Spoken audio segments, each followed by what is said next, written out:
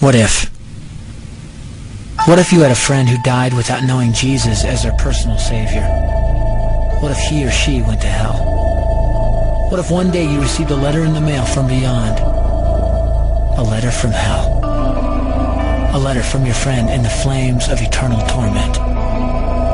The following is a dramatic presentation. It was written by a fictitious high school student named Josh to a friend named Zach. Although Zach had every opportunity to tell Josh about Jesus, he didn't. They were best friends. They played soccer together, they went to classes together, they partied together, they shared their lives with each other. But there was one thing Zach held back from Josh: his personal relationship with Jesus Christ. The rest of the story is simple and sad.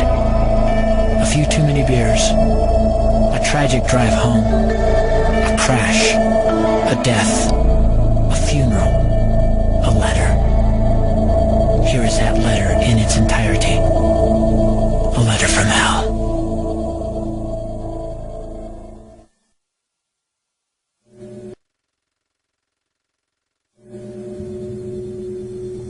Dear Zach, I died today. It's a lot different than I expected. You see, I always thought dying would bring me into a world that's foggy and hazy. But this place is crystal clear. It's even more real than my life on Earth. I can think. I can talk.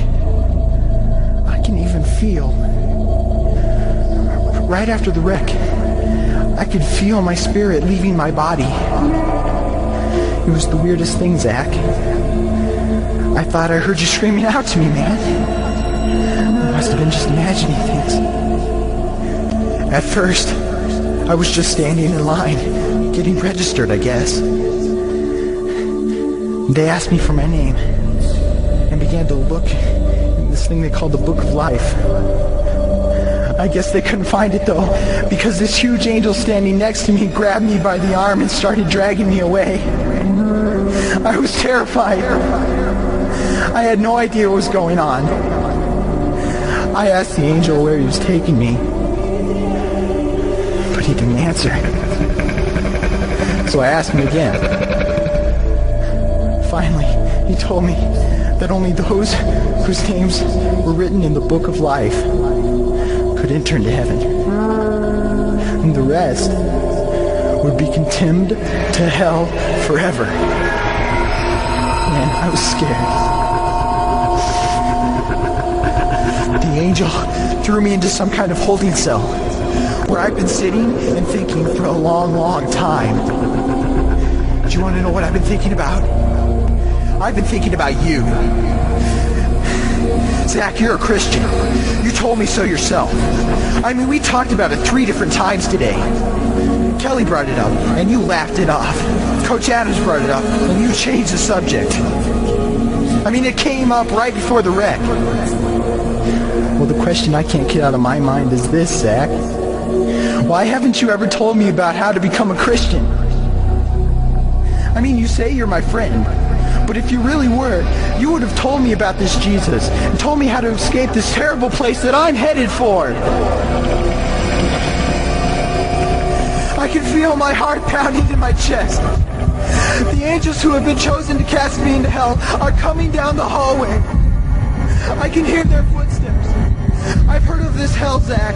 They call it the lake of fire. I can't stand it, Zach. I'm terrified.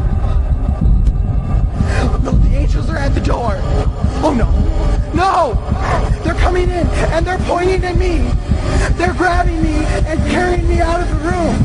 I can already smell the burning sulfur and brimstone. I can see the edge of the cliff where hell burns. This is it. I am without hope. We're coming closer. Closer. Closer. My heart is bursting with fear. They're holding me over the flames. I'm damned forever. This is it. They have thrown me in. Fire. Pain. Hell. Why, Zach? Why didn't you ever tell me about Jesus?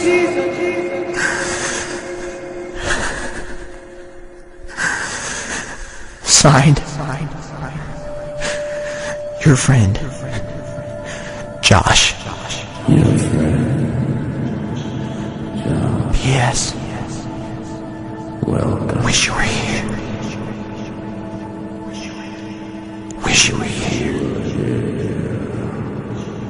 Wish you were here. Wish you were here. Wish you were here.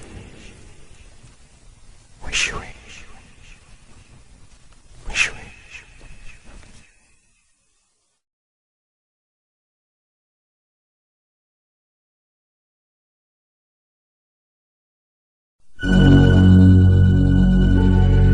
Don't bother me. Don't bother me with souls to save. I have my own agenda. There's school to do, sports to play, important stuff to attend to. Don't bother me with my friend at work. He's got his own religion. I don't have time to change his mind. He'll make his own decision. Don't bother me with that little girl, the girl playing in the street. She's much too young to understand that the Savior she can meet. Don't bother me with the sounds I hear, the sounds of people shrieking, although I wonder who they are. Who are these victims screaming? Don't bother me with who they are. I really don't want the blame. Because it's my friend at work and that little girl who from hell scream out my name. But don't bother me.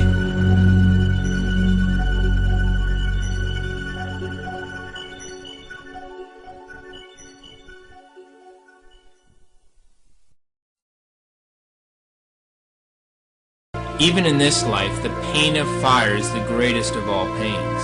But the difference between our fire and that of hell is such that, according to St. Vincent Ferrer, our fire is cold. Our fire is created for our use, but the fire of hell is created by God expressly to torment. So that unhappy wretch will be surrounded by fire like wood in a furnace.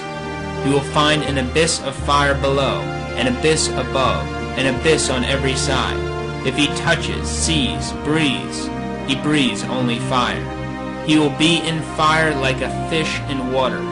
This fire will not only surround the damned, but it will enter into his bowels to torment him. His body will become all fire, so that the bowels within him will burn.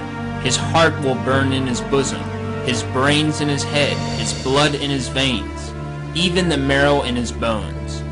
Each reprobate will in himself become a furnace of fire. Some cannot bear to walk on a road burned up by the sun, nor can they endure a spark that flies from a candle. And yet they fear not that fire which devours.